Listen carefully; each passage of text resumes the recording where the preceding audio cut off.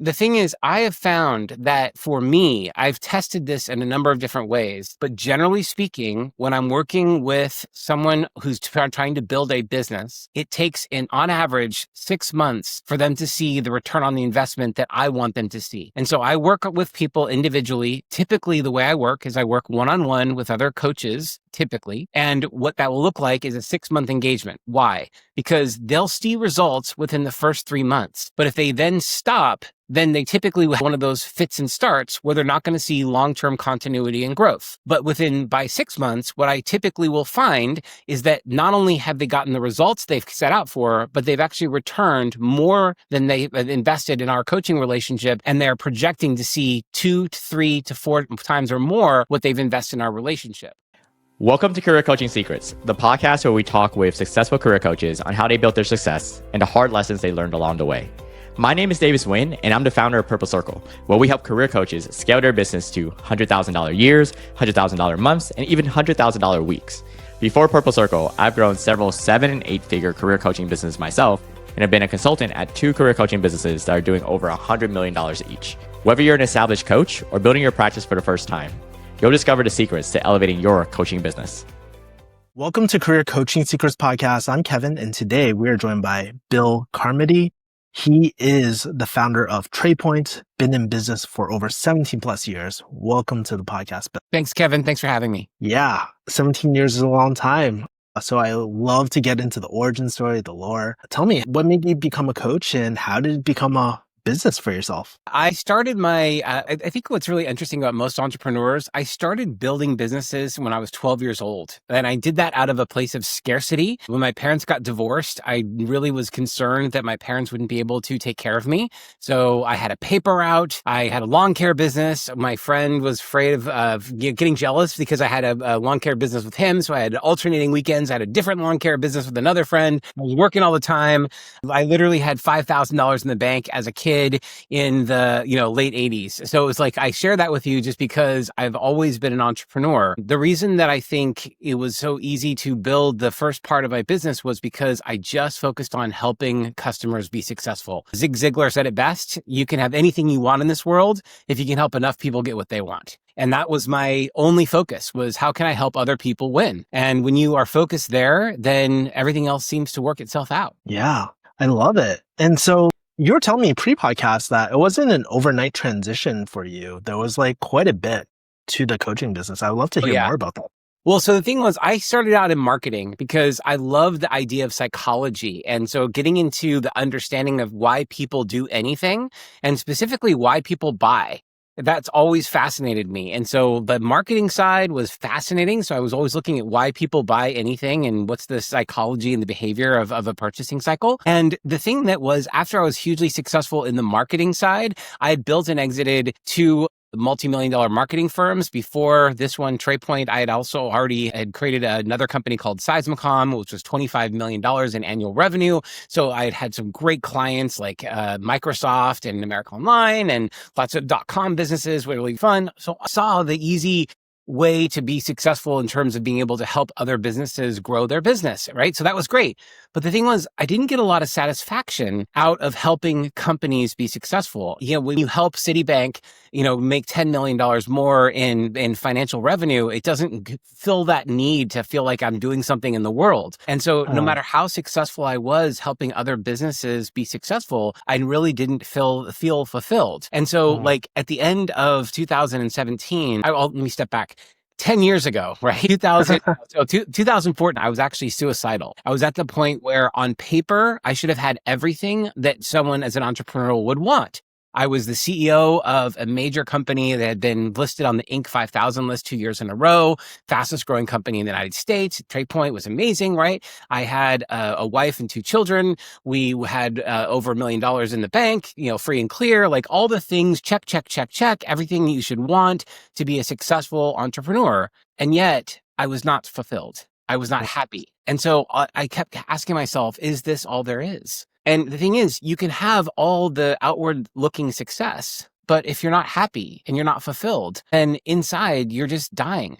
And so that was the turning point. And I realized if I'm going to be happy inside, I change everything. And so it wasn't enough to be successful from an external perspective and to look the part. I actually had to walk the walk. I had to be the person that I wanted to be in this lifetime and change my whole everything. So basically it was like, okay, how do I reinvent? And so that was when I shifted out of marketing and I became a coach. I realized it was the people, not the businesses that I cared about. What made me happy was the clients that I was working with, not the businesses that they were part of. And I started working with executives and I could still serve them, but I wasn't necessarily focused on their client, the business. I was focusing on their individual growth and their career success and the work that they were doing as individuals as opposed to as an organization. And then that really started to take off and that really helped fulfill me. That's when I started to realize I was making a difference because I could see the impact I was making on them and I could see the impact I was having on their families, their friends, their relationships, their society. It's interesting because you mentioned the people aspect was kind of the missing thing, but I'm kind of curious too, because there's a lot of other people-oriented type of services, right? There's therapists, there's like other things, but what is it particularly about coaching that kind of Great drives question. you? So the thing about coaching is that I love the concept that, the client has the best answers for their life. And so therefore, like in therapy, a lot of what I see from therapists is rehashing traumas, a lot of childhood traumas, things like that. And I think until therapy starts to go back to the more present aspects of what's happening right now in this moment, which is where I think coaching does such a phenomenal job of not re-traumatizing individuals, not going back to where things were. And don't get me wrong, therapy is important. I understand healthcare benefits that are there, but for somebody who wants to be fully present in their career, in their relationships, in their life, I find that coaching can be phenomenal. And so for me, that foundation, my client has the best answers for their life and I'm not here to give advice, was a fundamental shift. And so I can be much more present for my clients and not necessarily have to tell them, well, here's what I would do, right? Which is as a consultant, that's what I was doing all the time. And there's a place for that. And as a therapist, like from a health benefits perspective, there's a place for that. But as a coach, there's a really unique position to just be present, to really listen, to ask powerful, open-ended questions and allow the client to really guide themselves through the process and find the best answers for their own life. That is so powerful. That's why I chose this profession. As you're describing the coaching process, the word that comes to mind is catalyst, right? Because Yes. you're not really introducing new ideas like a consultant and stuff, but you're just helping them get to their answer a lot quicker. I love that. And Kevin, the thing that drove me more than anything was as I started doing this, what broke apart in 2017 was I kept around. The ICF had published that the average coach makes about $50,000 a year. And that killed me because up to all these businesses, I had been very financially free, very financially successful. And I looked at how can the coaching industry be one of the most noblest professions in the world? And all these coaches struggle financially. And so that was the shift. For me, that was the thing that really drove me was in 2017, I was like, wait a second, I can make $1 million a year as a coach. And I know many others can too. Why are so many powerful, incredibly high achieving, so successful, powerful coaches really making ends meet? And so I put together a program called the Millionaire Coaches Marketing Playbook. And guess what? Half of the coaches I worked with still couldn't do it. I gave them the exact instructions and said, look, this is it. This is exactly what I did. I interviewed some of the most successful coaches in the world, Rich Litvin, Tony Robbins. I went through and then deconstructed step by step. What are the most successful 7-figure coaches doing? And most coaches that I was working with were still in their heads because they said, yeah, well, that's them. They could do that. You, Bill, you can do that. I can't. So I realized the main thing that was different was mental fitness. And the person who was really great at mental fitness was a gentleman by the name of Shirzad Chamine. He wrote a book called Positive Intelligence in 2012. Well, guess what?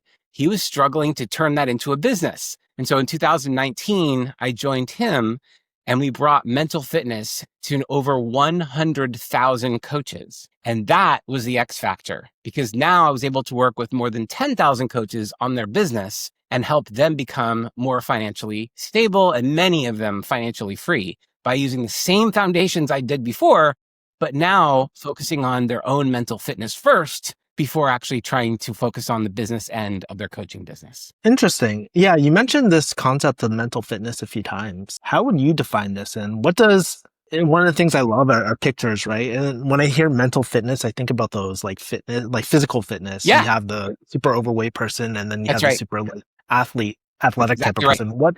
What does one who is mentally fit and one that is mentally unfit kind of look like? Perfect. So who's mentally fit. I love your visual. It is somebody who can lift a mentally strong problem, right? So for example, Oh, everyone has their own limitations of what they can deal with mentally. So for example, on a regular day in traffic, someone who is mentally fit is not going to be bothered by someone who cuts them off in traffic. They're like, you know what? Maybe they were going to the hospital. Maybe their wife, we're all making up these stories anyway, right? So someone cuts them off in traffic. They're like, takes a deep breath. Everything's fine, right? No big deal. Somebody who's not mentally fit gets cut off in traffic and they're giving them the middle finger and their whole day is ruined, right? Because they got cut off in traffic and their day hasn't even started yet. yeah. So this is my point. So the idea here is someone who's mentally fit is going to be able to see that they are not going to have their outside circumstances dictate their own happiness throughout their day. So, and this is levels. So just like fitness, someone who's just starting out in mental fitness can probably lift a 5-pound weight, which means they're going to be able to take care of minor things. Somebody who's really strong in mental fitness can lift a 250-pound weight. I'll tell you what I did. I found my limit to my own mental fitness. I practiced this stuff for 7 years, right? Wow. And when my daughter attempted suicide, and I found out that she was going to be admitted against her will in the state of New York, because when you say that your daughter attempted suicide, there's a whole process and you're basically imprisoned in the medical system. I didn't know this. I'm getting upset at the nurse who's telling me that there are no rights at this point. There's a process. This is what's going to happen. I lose my, excuse my language, I lose my shit, right? I had found the top of my weight of my mental fitness, because suddenly my daughter is going to go into a whole process that I can't control. And now I've realized, okay, I'm not my best version of myself, but I was also able to recover quickly, realize, okay, I'm not being my best right now. This nurse is just trying to tell me the facts. It's not her fault.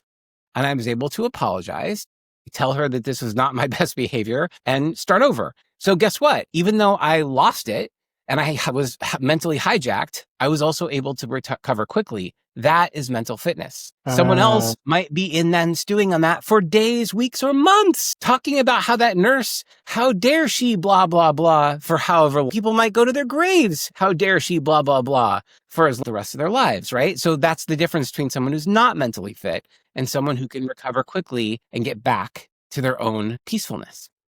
I love this. Sounds like elements of things that I've heard of before, but in one word. It's kind of like it's emotional regulation, awareness, the ability to bounce back, lowering the emotional intensity. And I Kevin, love the word, yeah. You're right. What Positive Intelligence created was a simple operating system that is based on neuroscience, positive psychology, all of those things you're referring to. Like, there's nothing what I would consider quote unquote new. The difference is it's a simple operating system that anyone can use. And so the difference here that I've found is that what the mental fitness training from Positive Intelligence has made it very simple and accessible to anyone who's interested in it. That's the difference. Because again, you say, hey, I'm emotionally intelligent because I understand the 17 core competencies of emotional intelligence. Okay, how do you implement it? Good question. Yeah. Right? So that's the difference. I also feel like there's a power with words and terming things and stuff. And I love the term of mental fitness, because now we're able to describe something in a lot fewer words and point out exactly what we mean. So Yeah. I love that. Thank you. One question I have for you, since you seem like a marketing whiz because of your past history, right? Thank you. So, okay, we kind of know the mental fitness, right?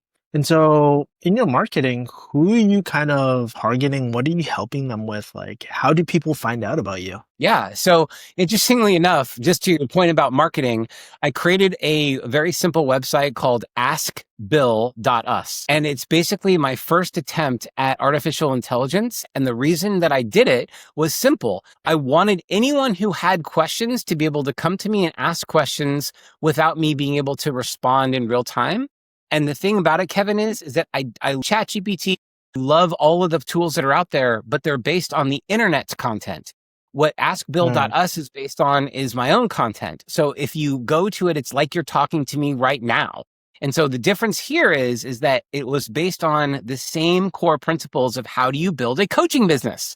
And it's very Mm. simple. There's only 4 things that you need after mental fitness, right? So first you need mental fitness. You need the ability to understand that you're going to get hijacked in this because anything that is going to challenge you will show up in your business. True? So you know Uh-huh. that. Once you know the 4 foundations are your niche, who is it that you want to target? And that number 2 is your offer, like how do you make your offer totally irresistible to your niche? Number 3 is how do you generate appointments? And number 4 is how do you convert those appointments? Now, once you understand that those are the 4 core foundations of any business, then it becomes very easy to say, well, then what do I need to work on? Am I targeting the right customer? Is my offer truly irresistible? Because if it is, then I'm generating as many appointments as I need to generate. And if I am generating great appointments, how am I converting those appointments? And if you look at those 4 quadrants, it's very simple. And we tend to make things very, very difficult and they don't need to be. So the reason Mm. I share all that is because at the foundational level, how do you make it simple to answer questions when people have them and be able to have them get out of their heads, right? Which is where you're in your head, you're dead, and actually take action. As long as people are taking action, they're constantly growing. The minute they stop taking action, they get into their heads and they just spin. And this is where people fail. And so just so I'm clear, so you have this website, askbill dot us, right? People are finding out about how are they finding out about it? Is it through social media, paid ads, like Yeah. SEO? Great question. So the foundation right now is word of mouth. I have found that to be the most successful way. As a marketer, I have done all of the above. I've done paid ads. I've done search engine marketing, search engine optimization. I've done, videos. I've done all of this stuff and I can, and I will continue to do that. But here's the thing, at a foundational level, once you have the first thing, which is your niche, and you know exactly who you're trying to target, then the next thing is having your offer be irresistible. So for mine is totally and completely free for life. That's my irresistible Oh. offer. Askbill.us will always be free forever for coaches so that if anyone's working on their coaching business, they will be able to whatever is stopping them from being successful. Oh. That helps create word of mouth within the community, which obviously then generates more interest. If there are people who want to go further or they're saying, hey, I actually want to talk to Bill live, then that turns into the business opportunities, which are not free, right? And that converts into appointments that then generate into other opportunities. Does that make sense? I see. Yeah, that makes a lot of sense. Now, let's talk about like, okay, people are going through askbill.us and they're interested in a coaching engagement and they raise their hand. When you actually do engage with them, what exactly does a coaching engagement look like? Is it mostly one-on-one coaching, group coaching? What are your different modalities? Love it. So, Kevin, the thing is, I have found that for me, I've tested this in a number of different ways. There is no, as you know, but generally speaking, when I'm working with someone who's trying to build a business, it takes on average 6 months for them to see the return on the investment that I want them to see.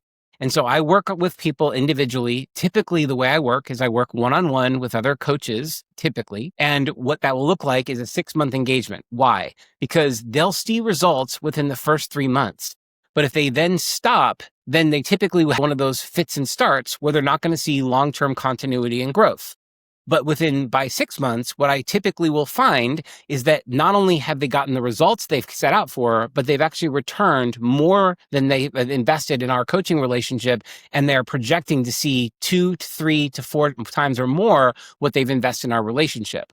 That's my goal. I'm looking to see how can I, at minimum, double the investment that they've made in our relationship. But ideally, I don't say this, obviously I'm on a podcast, so I am saying it publicly, but I'm behind the scenes. I'm looking at how can I make it at least 3 or 4 times the investment that they make within that time frame that we're working together because I know it's possible. And I usually will see some initial returns within that first 3 months, and they're very excited because now they're playing with the bank's money and they're no longer worried about the first cash crunch, which is where most people get really terrified when they invest coach. It's like, oh my God, I've just put all this money I'm investing in myself. And most people don't want to invest in themselves. They'd rather invest in other people or other things or whatever. So this becomes the first hurdle. And then once they've taken that leap, they want to be able to see that it's turning into, for them, that is successful. So it sounds like that extra 3 months, right? You said the initial 3 months is where you kind of see the results, but the next 3 months really is, solidifies that sustained result to sustain that result. Interesting. What do you think it is about those extra 3 months? Why It's not the like 4 or 5? Yeah. And here's the Kevin. I also find that most people, I ask people to commit to six months up front. The reason why I do that is because if someone is not interested in 6 months working with me, I don't take them on as a client. And the reason I know that is because if they're not willing to invest at least 6 months in our relationship, they're not a good fit for me. So it's a great way to filter out the people who are not my clients, right? So that's the first thing. So it's a good filter. Number two, for those people who do stay with me for 6 months, often stay much longer because you can imagine that if you've already tripled or quadrupled the investment that you've made in our relationship, you're not interested in stopping in that 6-month time period. You're more likely to continue on longer. So it's okay to have a longer term engagement, but you don't have to because everything you've needed, you've already solidified, you've already gotten that momentum. But to your point about that continuing in those 3 months, between months 3 and 6, what I'm finding is the continuous reps. So it's like going to the gym, right? I can't tell you, they used to say, well, it takes exactly 12 weeks to create a new habit. That's actually bullshit. There's a lot that debunks that.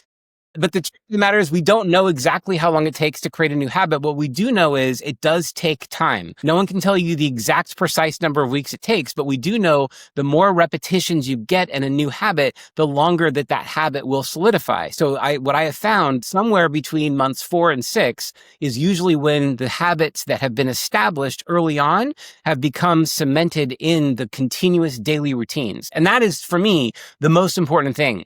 Kevin, if I was to tell you the thing I focus on the most in a coaching relationship is what are they doing every day? Like what are you doing when you get up in the morning? You know, this is again, Brendan Burchard. This is not my work, but Meds RX to me is gold, which is meditation, exercise, the diet, what are you eating, what are you putting in your body, your sleep patterns and your X factor. When you think about those things every single day, you think about, okay, am I really focused on what's truly matters in my life? And if I'm not, one of those things being off is easy to then calibrate. Oh, I'm not getting enough sleep. Well, guess what? My energy is going to be low. Oh, I'm not eating the right foods. Okay, then guess what? I'm not going to be my best. Oh, I'm not focusing on relationships. Okay, then I'm basically becoming a hermit. I'm spending more time on the television. I'm spending not enough time out in the world connecting with the people that are most important to me in my life, right? It's so easy when you look at it that way every single day.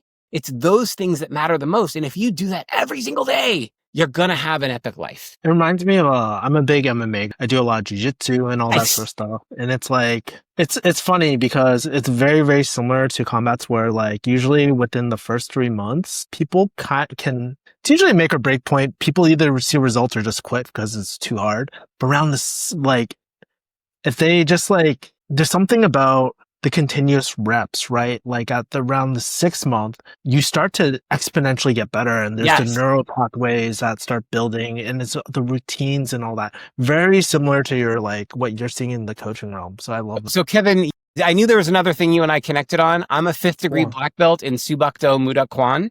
So I've been doing martial arts for over 30 years. I'm about ready for my 6th degree black belt. So I'm with you. Like I will never not be in martial arts for that very same reason. Yeah. I love it.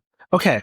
Sounds like I have to ask you this because it sounds like the work that you do is relatively intimate, right? Because you're going to people's lives. You're kind of being like, hey, what do you do day to day? So how do you think about managing your current capacity? Like, do you hire, doing everything yourself? Do you cap out at certain clients? Like, how do you think about that? It's great. Kevin, I'll tell you the thing for me that's most important is I help people understand their own structure first, because part of what I think coaches have this idea And a lot of it's been sold to them by the industry that they have to have all these tools. Like, for example, they have to have, if you don't have an online coaching business with all of these tools and all these systems and all of this creativity, that you'll never be able to scale and you won't be successful. And I find not accurate. And the thing is, it doesn't mean you can't be successful that way, but it's not a requirement. I know many coaches who are 7-figure coaches who have one-on-one clients, and that's all they do. And the thing about it is, I remember I asked point blank when I was first starting out, this when I was first building my practice, I asked Rich Litvin, very,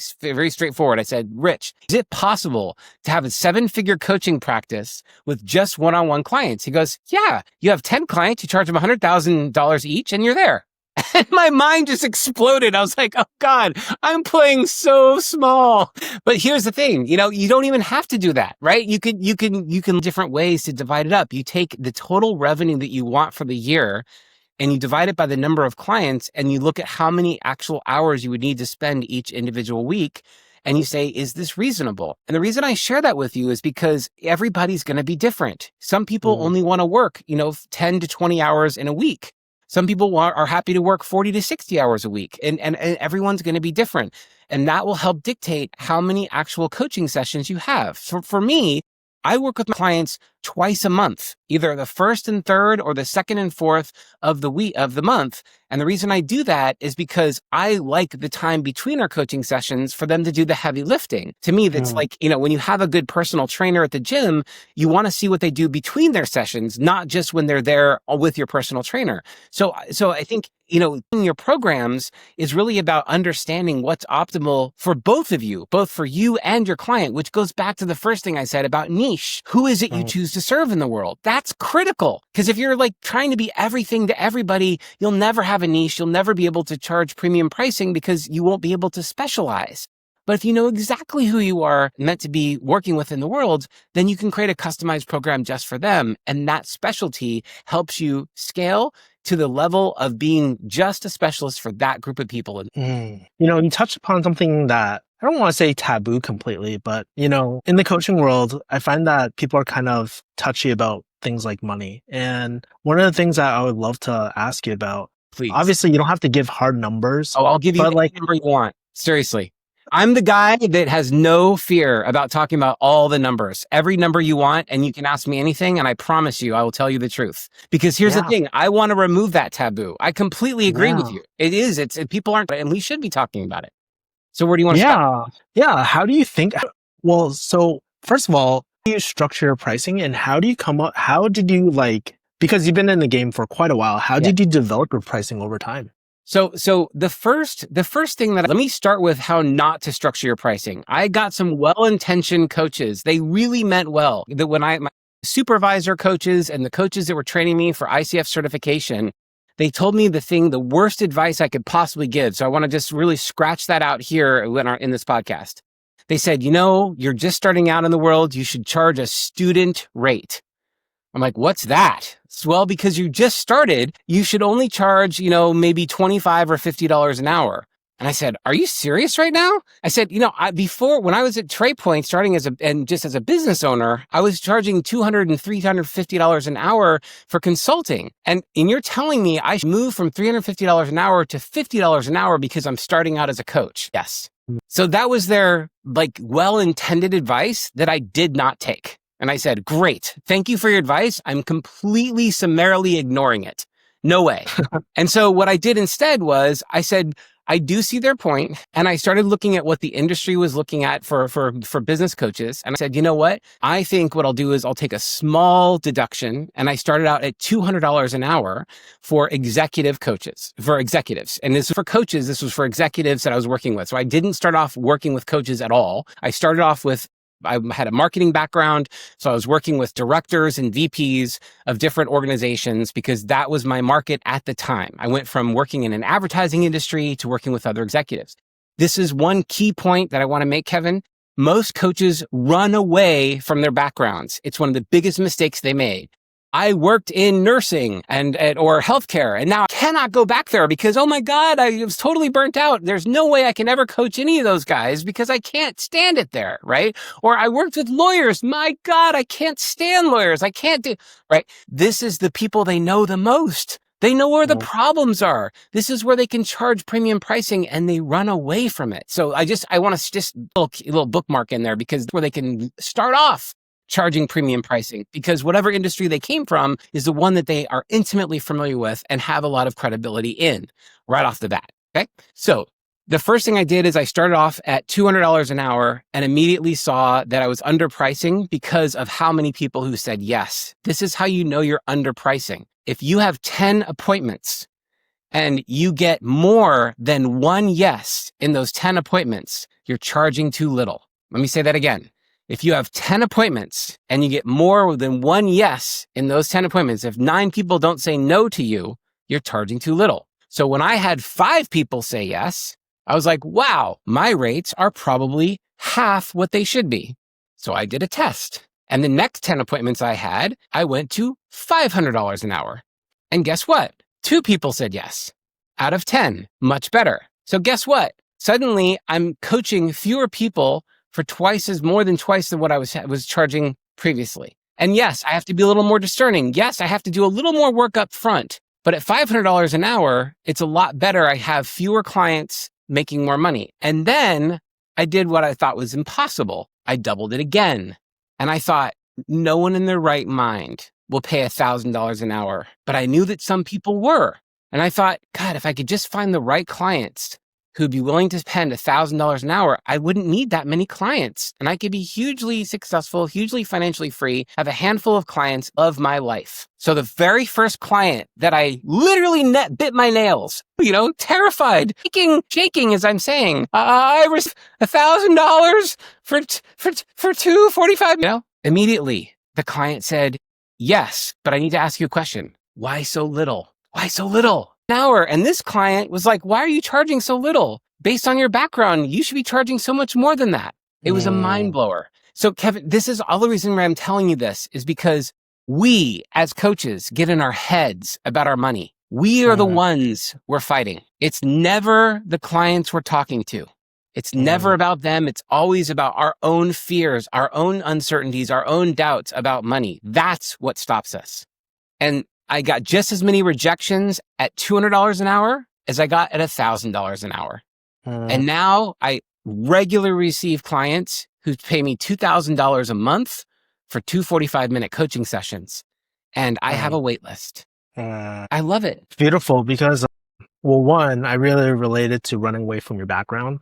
Just to let you know, Bill, I used to be a drug dealer. I used to be a pharmacist. And so when you said healthcare, I was like, ooh, that's me right there. But on a serious note, you bring up a really good point because if you talk to a lot of salespeople, right, they'll say like, oh yeah, you should be closing 30, 50%, like whatever, right? But I think something that we forget is like, hey, we're also fulfillment. We're the founder of this business. We have to fulfill on this. Correct. And if we want to make it as efficient as possible, then you need that ratio that you were talking about, which was really, really interesting. Now, my question to you is, did you already have that kind of stable, like cash flow coming in before you started increasing your pricing? Or did you kind of just do this right from the get-go? Agree. Yeah, it's a great question. So I did not have the stable cash flow right from the get-go. When I shut down my business from the marketing side, I had no clients. I had no revenue. I had zero. So I was starting from ground zero where most coaches are starting. And here's what I will suggest. When somebody's afraid of their pricing, start with where you're comfortable. It's okay, but promise yourself to keep edging up your pricing over time. So for example, if you say, I want to get to $500 a month, or I want to get to $1,000 a month, or I want to get to $2,000 a month, doesn't matter. Pick a number. Then say, okay, so I'm currently at $100 a month, or I'm currently at $200 a month. So get the next 1 or 2 clients at that rate, then double it. Work a little bit harder. Get 1 or 2 more clients at $400 a month, then double it again. Get a couple clients at $800 a month, and then add on the extra $200, and now you're at $1,000. My point is, it's a slow and steady process. You can also keep the clients you have, but when it comes up to renewal, let them know you've doubled your pricing twice since they hired you. And if they want to continue on, you'll honor the pricing. But the minute they stop coaching with you, like when they come back, they'll get the market. And another thing that I also talk about pricing is make sure your clients don't share what you've given them. Tell them that they have an incredible sweetheart deal. and that your current rate is $1,000 an hour. And if they're only paying 500, let them know. Like, don't tell your friends I'm $500 an hour because they will not get it. Or if that's your deal, if you want to give a few referrals, you need some quick business, say, I am $1,000 an hour, but I'll give the next one of your friend referrals the same rate I'm giving you, which is incredible. Half the rate that I'm giving. So there's, again, that's marketing. The thing is, there's a way to pay it forward too. Yeah. Last thing before we move on to the next part is like, you're talking about the sweetheart deal, right? I think one of the things that is really important is like, if you make that commitment to increase the prices, is to honor that too. Absolutely. Like so many times, like just like fall back and they're like, oh my God, business is slow. I need to discount it even more. And I'm like, oh my God. Yeah. But, okay. That's why you need an accountability partner. That's why you need your own coach. I'll tell you, coaches don't hire their own coaches. And that's the craziest thing in the world. I've had a coach since I started coaching. I've had 2 coaches since I've started coaching, right? Different needs, different pieces. But that's the thing. It's like, how can I ask for $1,000 a session if I'm not willing to pay another coach to coach me? Like, to me, it's a non-starter. It doesn't make any sense. So that's part of it. Is like, if you're finding that you're the one who runs scared, find a coach that's going to help you with your money problems. You hire that person just for that. Like, I'm going to increase my prices. Don't let me chicken out. So make a declaration. Say it, give them a buy when. I'm going to raise my prices by this date. Don't let me fall back. And whether that's a peer coach or a coach you've hired or a accountability buddy, find a way to hold yourself accountable. I love that. Thank you for that. That's really interesting. I do want to shift gears here. Please. So you've been in the game for 17 plus years, right? And one of the things I love about this podcast is like, especially if someone's been in the industry a lot longer, it's really inspiring to hear, the future goals. And so I want to ask you, Bill, like, where do you want this coaching business to take you in the next few years? Do you have like desires to scale, hire more people, like secret dreams no one knows about? Like, I would love to hear. Kevin, first of all, I'm doing what I've always aspired to do. Right now, I'm talking to you from Phuket, Thailand. I've been traveling the world already for the last 6 months, and I have another 6 months to go. So I'm spending a full year traveling the world. And it was a dream of mine a long time ago. It's like, I want to be able to have the kind of financial resources that I can just travel the world and spend time with my family. My wife is here. My daughter is here. It's my daughter's gap year. It's in between high school and college. So we're spending a full year together, just being together and spending time traveling to all kinds of different places all over the world. And I share that with you because it's like, I think I spent so much of my life in future state that I really didn't spend much of my life in present state. And so what's interesting about your question is that I'm where I want to be exactly where I want to be. Now, I say that with all humility. I mean it. Like, there's still things that I would like to improve. There are still things I want to do. And I'll tell you, my goal before I die is to make coaching the most noblest financial impact profession. I want immigrant parents, when they come to a country, to say, I want my kids to be coaches, doctors, not lawyers, because it's more financially feasible to be a coach than a doctor or a lawyer. And that is very real. I can see 7-figure coaches who are way happier than any doctor or lawyer that I know. And so the thing about it is that I'm working to ensure that anyone who wants to be financially free and a coach can do so in their lifetime. And that's why I started AskBill.us, right? And I'll continue to do that. And I'll continue to put together some live events and seminars and things like that. I'll do that. But the truth of the matter is that I'm living my life now. Like, all these things are just add-ons.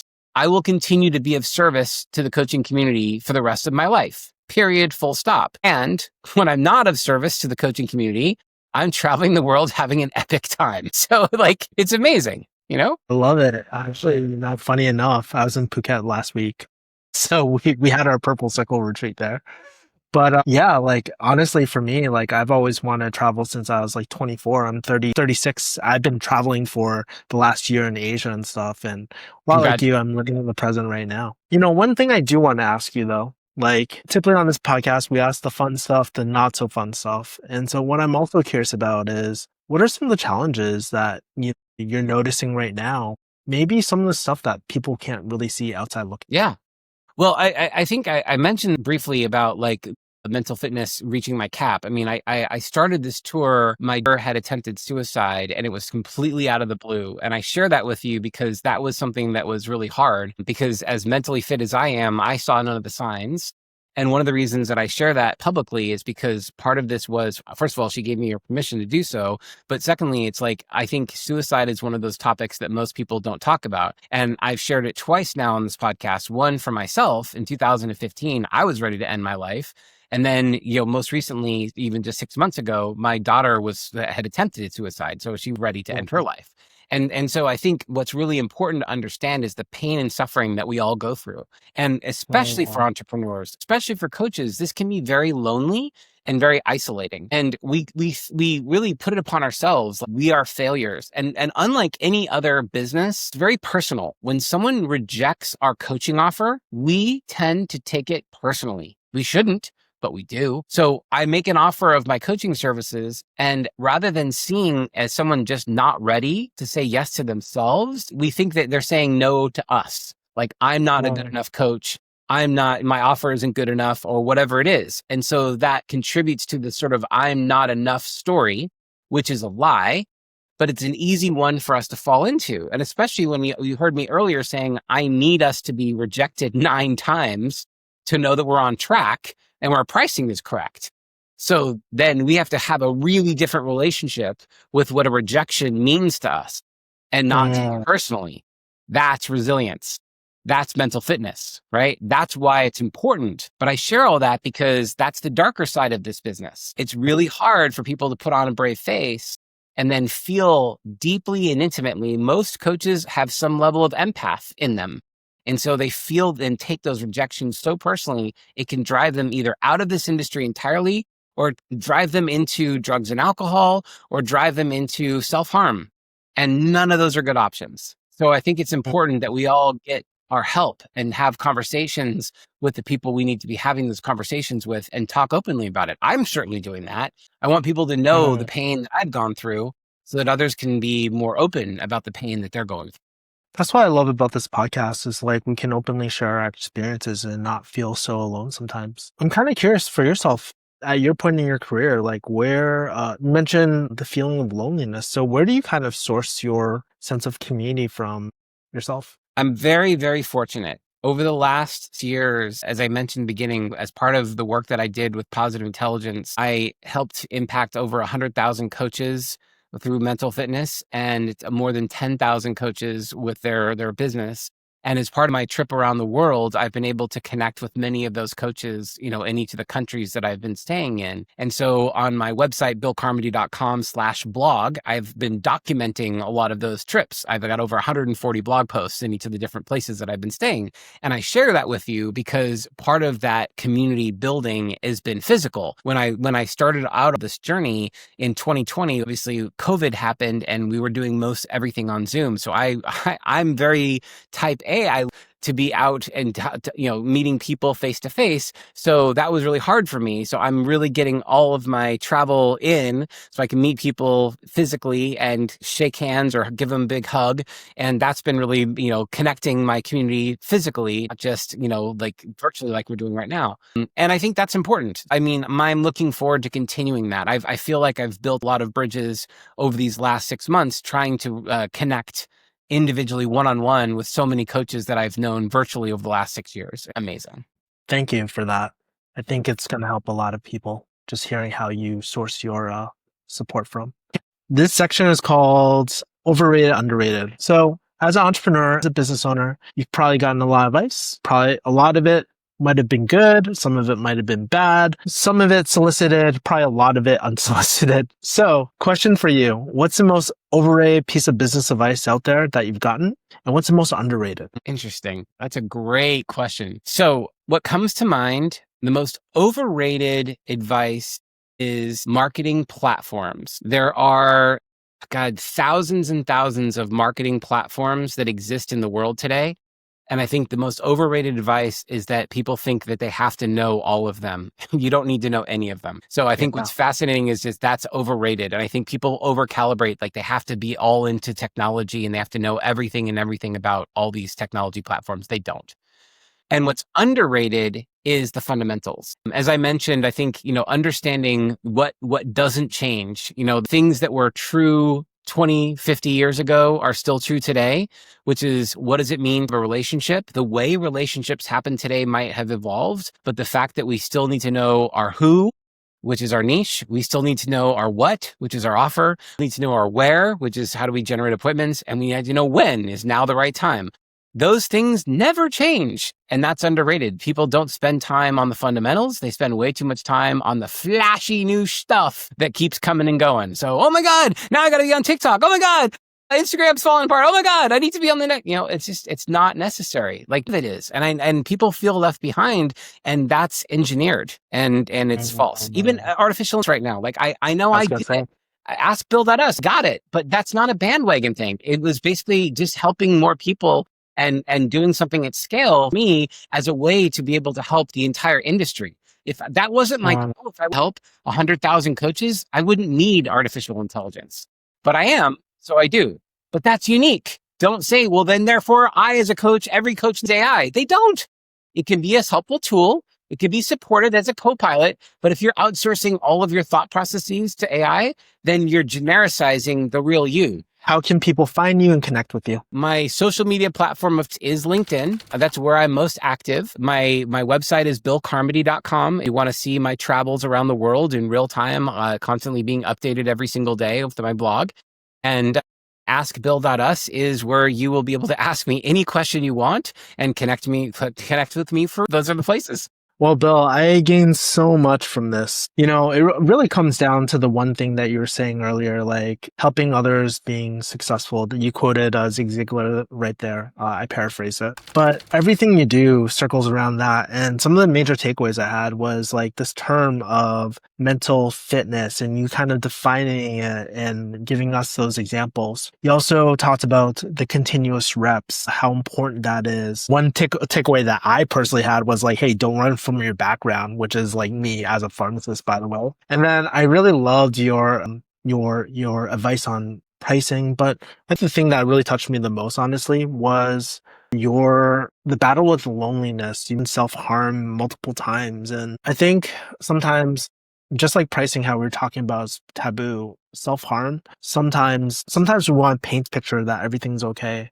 And I think on this podcast, the major takeaway I had, and I hope the listeners are listening, but if they're going through a hard time, it is completely normal. They're not alone.